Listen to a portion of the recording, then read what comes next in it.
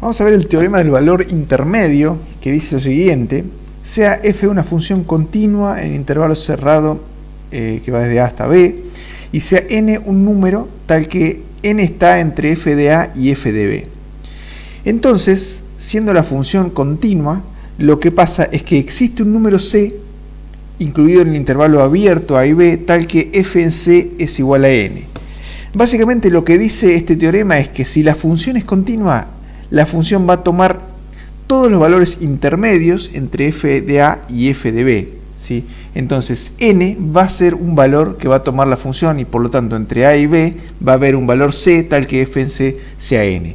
Básicamente la explicación, no vamos a hacer una demostración, pero sí vamos a verlo desde el punto de vista intuitivo. Entonces, si la función es continua y nosotros tenemos f de a que está acá, o sea, este es el punto a, f de a, ese punto que está ahí, y este es el punto b, f de b, ¿sí? Entonces, si la función es continua, tiene que ir en un solo trazo desde el punto a, f de a hasta el punto b, f de b. Entonces, si n es un punto o es un número que está entre f de a y f de b, de alguna manera, en algún momento, la función tiene que pasar por n para poder llegar de un punto al otro. Esa es más o menos la idea.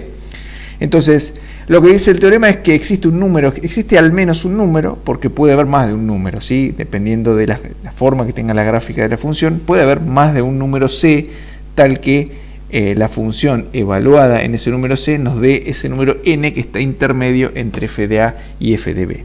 La demostración es muy complicada y no la vamos a dar, o sea, no es que escapa a los límites de este curso, pero sí confío en que esta interpretación intuitiva sea, digamos, suficiente como para comprender el teorema. Entonces, si la función es continua y n es un número que está entre f de a y f de b, entonces sí o sí existe un número c tal que f en c nos va a dar el valor de n.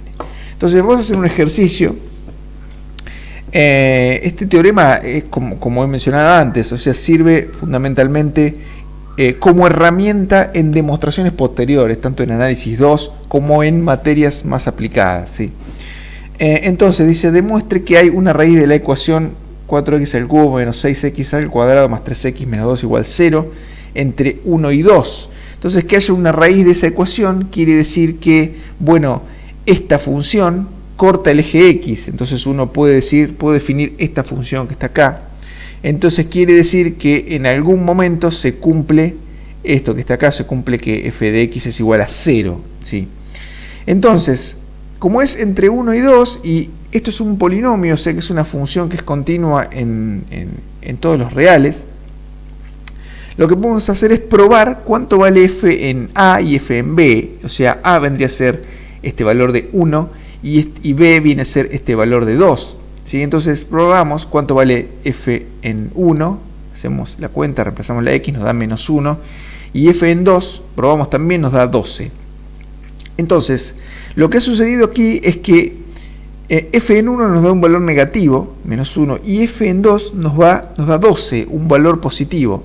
Entonces, de alguna forma, hay un lugar entre medio, entre 1 y 2, un número entre medio entre 1 y 2, tal que la función nos va a dar 0, porque si antes valía menos 1 y luego valía 12, en algún momento cortó el eje y pasó. Entonces, eso es una demostración de que hay una raíz. Entonces, f en a, f en 1 es menor que 0, f en 2 es mayor que 0, entonces lo que quiere decir es que el 0 está entre f1 y f de 2, entonces existe un número tal que la función evaluada en ese número nos da 0, y eso confirma, o sea, digamos, demuestra que hay una raíz. ¿Sí? No calcula la raíz, no importa, no se nos pide que calcule la raíz, ¿sí? Se nos pide que la demostremos, ¿sí? Entonces dice, por el TBI hay un número c entre 1 y 2 tal que f en c vale 0, o sea, esto quiere decir que la ecuación tiene al menos una raíz en el intervalo abierto 1, 2. Un caso particular de este teorema del valor intermedio es el teorema de Bolzano. El teorema de Bolzano dice lo siguiente: sea f una función continua en el cerrado a y b, hasta ahora venimos igual, con f en A y f en B de signos contrarios, ¿sí? Entonces, lo que sucede es que existe un número C en A y B tal que f en C es igual a 0.